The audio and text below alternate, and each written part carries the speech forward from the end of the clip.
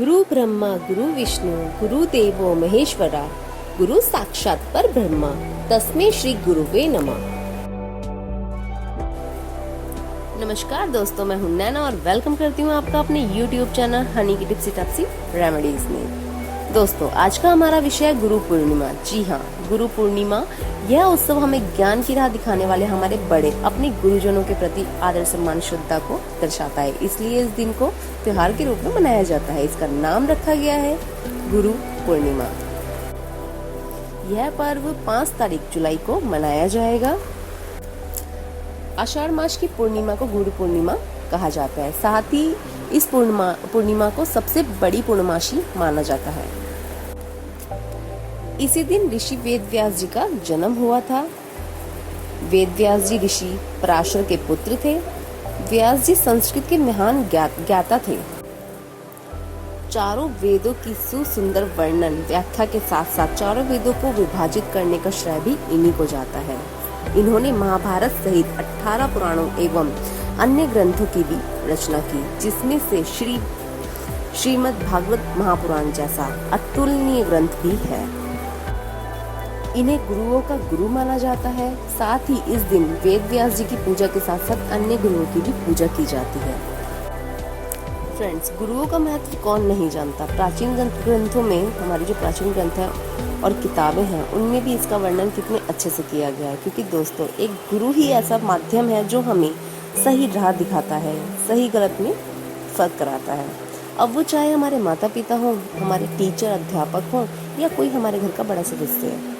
और इंसान के जीवन में कुछ ऐसे पहलू आ जाते हैं जहाँ हमें सही गलत का पता नहीं चल पाता, लेकिन गुरु एक ऐसा माध्यम है जो हमें सही राह दिखाती है। पहला गुरु माँ को माना गया है, लेकिन जैसे जैसे हमारी उम्र बढ़ती है, जीवन शैली में बदलाव आते हैं, प्रक्रियाएं बदलती हैं, वैसे वैसे गुरु भी बदलते जाते हैं। और ज्ञान प्राप्त करने के लिए तब आपको विद्यालय में गुरु यानी अध्यापक के रूप में मिलते हैं। जैसे जैसे आपकी क्लासेस बढ़ती हैं, नर्सरी, केजी, जैसे जैसे सब कुछ चेंज होता है, वैसे वैसे आपको कुछ नया सीखने को मिलता है। नए शब्द, नई हैबिट्स, नई आदतें, अच्छी आदतें, ये सब कौन सिखाते हैं? गुरु ही तो सिखाते हैं। हमारे जीवन में बदलाव आते हैं, फिर इसी तरह हम बढ़ते रहते हैं और रोज नए पाठ पढ़ते रहते हैं। बढ़ती रहती है उम्र और ज्ञान की आवश्यकता भी हमें बढ़ती रहती है और हमें ज्ञान की आवश्यकता पड़ती रहती है। गुरु का कोई धर्म, उम्र नहीं होती। गुरु तो बस गुरु होता है। कभी कभी एक छोटा बच्चा भी हमें कुछ सीख दे के चला जाता है। गुरु मार्गदर्शी होता है, पर आजकल हर कोई अपना ज्ञान दूसरों को बांटने लगता है। वहाँ हमें भी ज्ञान से ही अपना मार्गदर्शन करना चाहिए। हम कुछ भी कार्य करें, जीवन की राह में कुछ भी हमें लग रहा है हम गलत राह तो नहीं चुन रहे, हम कुछ गलत तो नहीं कर रहे, कुछ समझ नहीं आ रहा, तो हमें घर के बड़ों से राय अवश्य लेनी चाहिए। कि हमारे कोई गुरु टीचर है, उनसे राय अवश्य लेनी चाहिए। क्योंकि गलत सही का फर्क यदि आप नहीं कर पा रहे तो वह आपको सही राह जरूर बताएंगे, सही राह आपको जरूर दिखाएंगे। गुरु बिना ज्ञान की कल्पना नहीं की जा सकती। गुरु के पास जाएंगे तो आप कुछ अच्छा ही सीखेंगे। आजकल तो इस बात को माता पिता एहसास भी कर रहे होंगे। देखा होगा आपने, ये कोरोना काल के चलते आजकल ऑनलाइन क्लासेस हो रही हैं। ऑनलाइन क्लासेस हो रही हैं तो बच्चों को टीचर्स वर्क दे देते हैं कि आपको ये करना है। लेकिन जहाँ पहले पेरेंट्स को सिर्फ होमवर्क कराना पड़ता था, अब वो पहले ऑनलाइन का काम भी कराना पड़ता है और फिर होमवर्क भी कराना पड़ता है। सभी कुछ माता पिता को कराना पड़ता है ऑनलाइन क्लास के चलते। इससे पढ़ाई तो हो रही है, लेकिन उतनी बेहतर नहीं हो पा रही जो क्लास में टीचर करा देते हैं, खासकर छोटे बच्चों को। क्योंकि माता पिता कराते हैं, लेकिन बच्चा उस तरीके से नहीं पढ़ पाता जो वो गुरु के पास, अपने अध्यापक, अपने टीचर के पास कर लेता है। इसीलिए तो कहते हैं गुरु बिना ज्ञान नहीं। नित नए ज्ञान हम गुरु से ही प्राप्त करते हैं। तो एक दिन तो उनको पूज ही सकते हैं ना।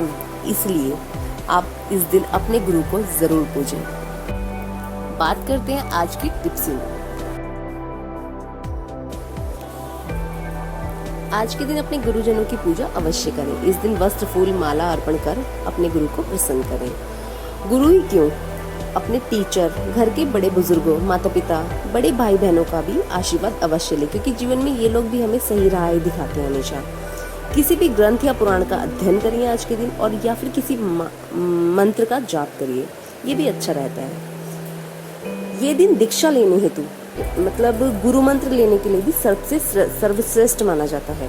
इस दिन गुरु मंत्र लेना बहुत अच्छा होता है।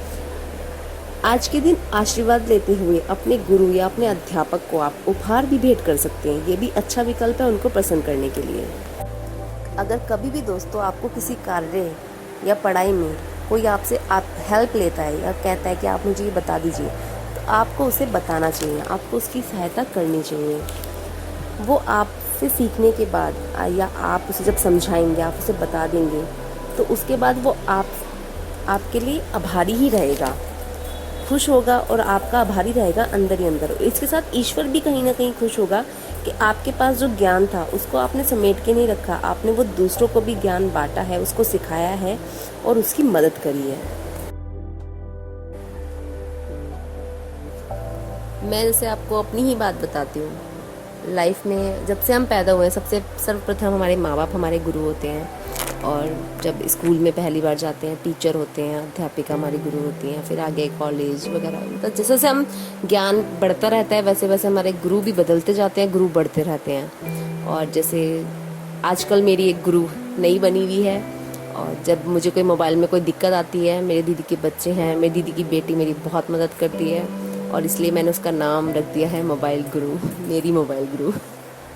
इसलिए तो कहा जाता है गुरु बिना ज्ञान की कल्पना नहीं की जा सकती। एक अनपढ़ भी कभी कभी हमें ज्ञान दे देता है, और कभी भी आप किससे कुछ सीखते हैं उसको धन्यवाद जरूर कहें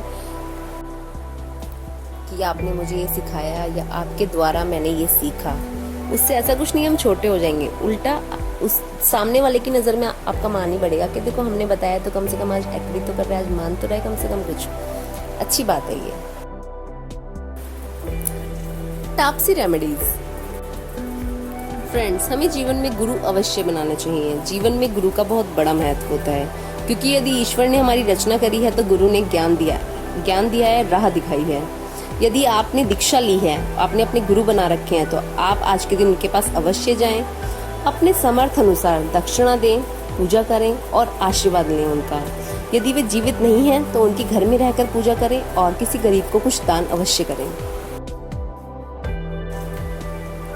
आप जानते हैं फ्रेंड्स, कबीर दास जी ने अपने गुरु रामानंद जी से गुरु मंत्र ना मिलने पर अपने आप को खुद ही उन्होंने उनके चरणों में डाल दिया था। तब एकदम उनका जब सर उनके पैरों में स्पर्श हुआ तो उनके गुरु के मुख से निकल गया राम राम।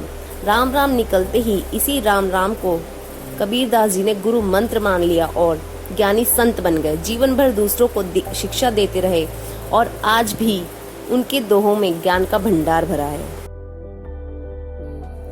गुरु पूर्णिमा के दिन आपको खीर भी जरूर बनानी चाहिए। खीर बना के खुद भी खाएं और अपने फैमिली मेंबर को भी खिलाएं, ये भी बहुत अच्छा होता है। लेकिन अब जो मैं आपको रेमेडी बताने जा रही हूँ वो सांस की प्रॉब्लम वालों के लिए, जिनका सांस उखड़ता है, सांस की दिक्कत रहती है, उनके लिए बहुत ही लाभकारी है। एकदम मस्त रेमेडी है, मतलब जो काम करेगी ही करेगी।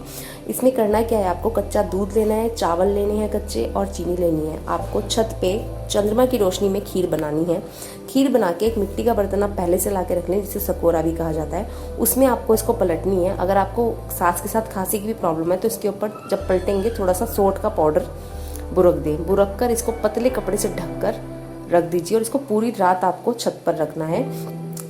इससे होगा क्या, गुरु पूर्णिमा के दिन चांद अपने पूर्ण रूप में होता है। चंद्रमा की 16 कलाएं फैली होती है, आसमान में पूरी वो रोशनी फैली होती है, धरती पे वो रोशनी आती है और ये काफी अच्छी पॉजिटिव इफेक्ट लाती है।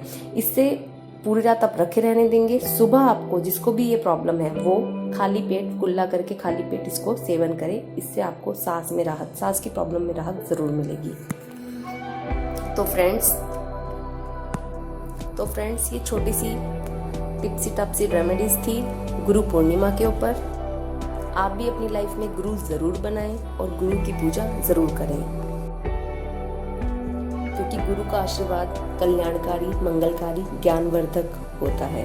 वैसे देखा जाए तो पूजा गुरु की नहीं, पूजा ज्ञान की जा रही है। तो आप अवश्य करिए। गुरु पूर्णिमा आपके लिए मंगलमय हो। लेकिन आप मेरा चैनल सब्सक्राइब जरूर करिए, लाइक जरूर करिए, शेयर भी करिए। मिलते हैं नेक्स्ट वीडियो पे। नमस्कार।